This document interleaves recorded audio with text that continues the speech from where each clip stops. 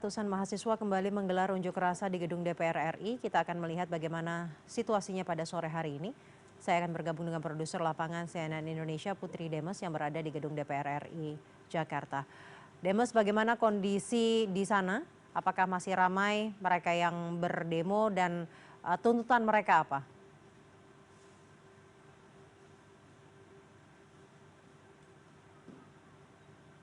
Ya, selamat sore Caca, mohon maaf saya tidak bisa mendengar suara Anda begitu jelas karena saat ini di depan gedung DPR MPR Republik Indonesia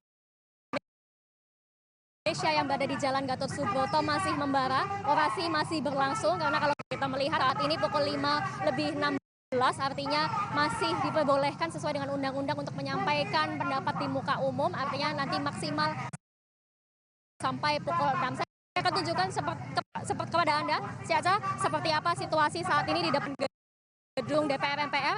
Saya bisa memperkirakan ini ada ratusan mahasiswa yang sudah berkumpul dan mereka ini adalah berasal dari berbagai universitas, ada dari Universitas Indonesia, ada UIN, Syarif Hidayatullah, Jakarta, kemudian juga ada Universitas Terbuka. Saya juga melihat ada beberapa mahasiswa dari Atmajaya Jakarta dan mereka ini berkumpul untuk menyampaikan pendapat mereka dengan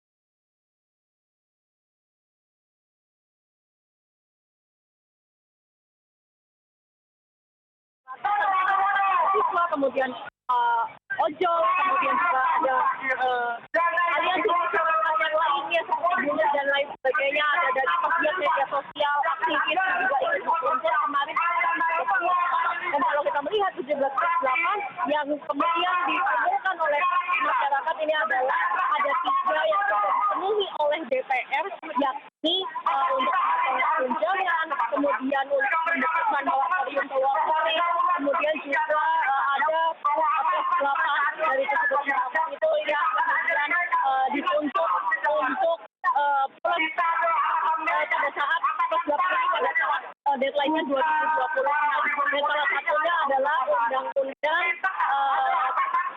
pembebasan aset yang diminta masyarakat untuk DPR bisa segera mengesahkan. Kalau misalnya bisa gambarkan kepada Anda, sedikit di dalam gedung DPR sebelum mahasiswa ini datang, tadi ada salah satu rapat kerja bersama dengan Menteri Hukum yang membahas Prolegnas 2025 dan ada salah satunya yaitu rancangan undang-undang perampasan aset terhadap koruptor yang ininya nanti akan segera dibahas oleh pihak DPR yang tadinya tidak ada di dalam Prolegnas 2025 sampai 2029 namun dimasukkan dalam evaluasi pada hari ini dan nantinya mulai dari minggu depan akan ada kesimpulan tadi dari rapat yang sudah berlangsung dari seluruh fraksi dan juga dari kementerian di Balek ini sudah menyetujui untuk RUU perampasan aset ini masuk di dalam Prolegnas 2025. Artinya kita menarget bahwa DPR bisa menyelesaikan kemudian targetnya yakni di tahun 2025 ini RUU perampasan aset yang masuk dalam 17/8 ini akan disahkan pada tahun ini. Dan saya bisa gambarkan sedikit kepada Anda, situasi untuk lalu lintas yang ada di depan gedung DPR MPR, artinya ini di Jalan Gatot Subroto, sebenarnya tidak ada penutupan jalan atau rekayasa lalu lintas. Hanya saja yang biasanya dipakai 3 lajur, ini hanya 2 lajur yang dibuka karena digunakan oleh massa aksi untuk menyampaikan orasi-orasi mereka yang jumlahnya ada ratusan ini sehingga hanya ada 2 lajur yang dapat digunakan.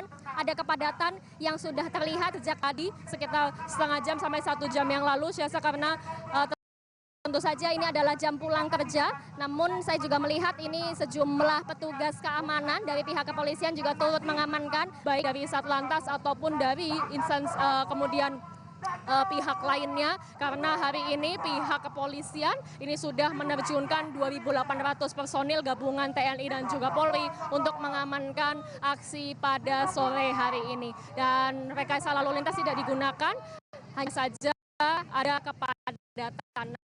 Namun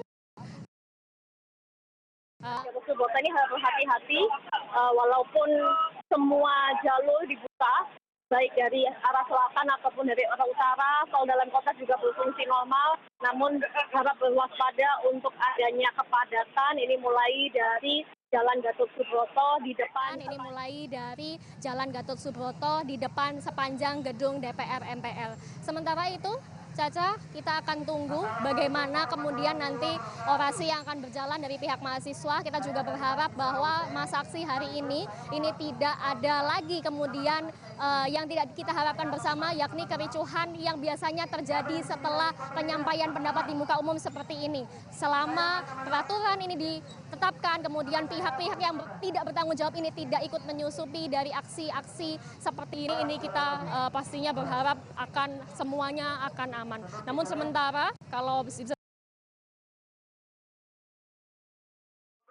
Tidak ada informasi akan menemui masa aksi.